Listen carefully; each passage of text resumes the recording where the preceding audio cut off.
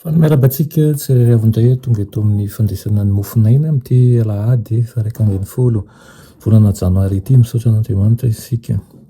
Fanomeny an'izao maraina izao indray ahafahana mifampizara ny teniny eto, raiso tombotsoanao zany aza malaina, aza kivy, fa raiso tombotsoanao ny andro rehetra izay omen'Andriamanitra antsika. Ary ataontsika aloha laharana izy izay tompon'ny fahefana, izy izay tompon'ny fandresena, mba azahoantsika an'izany fandresena zany. Koa alohan'ny hiderantsika ny amin'izany dia hivavaka.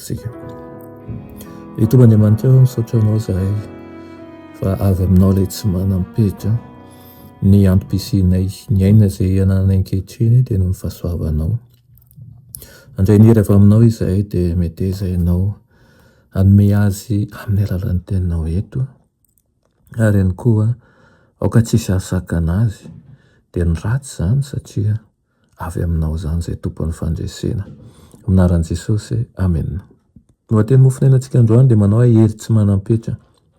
Eny amin'ny Isaia 30:1 manao hoe: iza moa ity avy any Edoma, dia avy amin'ny Bozra ka mena mangatrakatraka ny fitafiny, dia ity izay mareva-pitafiana sy miandranandrahana amin'ny haben'ny heriny, izao izay mitory fahamarinana sady manan-kery hamonjy. Amen. Tonga teto an-tany ilay zanak'alahy tokan'Andriamanitra mba hamonjy ny taranaka lavo, omeny hery izay mandray azy ka hanorina toetra lavitra ireo foronana rehetra seho an'ny Satana.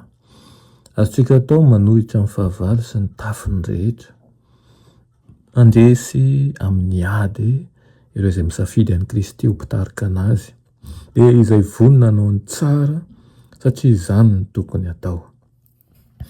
Mahay miatrika ny toe-javatsarotra rehetra ilay Andriamanitra Tompo itsika, hainy ny zavatra rehetra.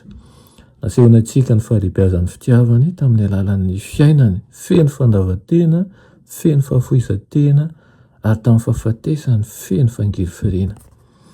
Manatona an'i Kristy hamahy anao ianao, aoka ny mombanao manontolo ihantehitra amin'ny famindrampony. Misy ireo manana toetra foiziny, nefa ilay nampitony tafohitra teo amin'ny ranomasin'i Galilea no hiteny amin'ny fo misamboaravoara manao hoe mangina mitsahara.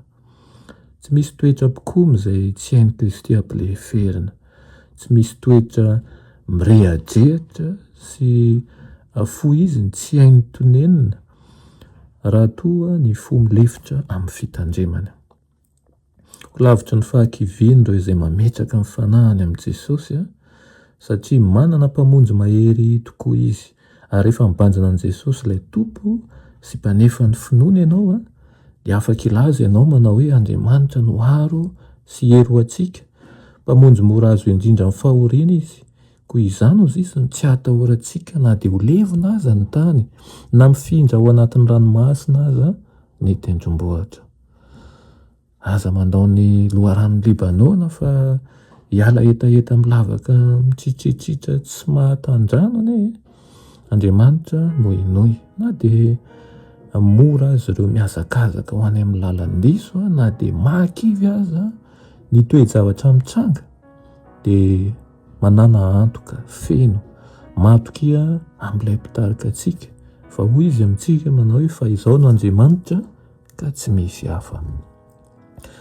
Ry rahalahy sy anam-pahavisany, tsy manam-petra ny heriny ary mahavonjy izay rehetra manatona azy. Tsy misy hafa ankoatran'ny azy azontsika hitokiana tanteraka, fa izy ny tompon'ny fahefana, fa izy ny tompon'ny hery, ka aoka izy no tompo sy mpamonjy antsika. Amen. Vavaka isika.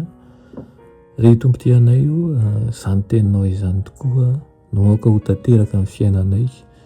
Isora ao aminay ny toe-tsaina mikomy, isora ao aminay ny toe-tsaina tia gabraraka, isora aminay ny toe-tsaina tia tena, ary aoka ny fandresenao no toetra ao anatinay. Aminaran'i Jesosy, amen.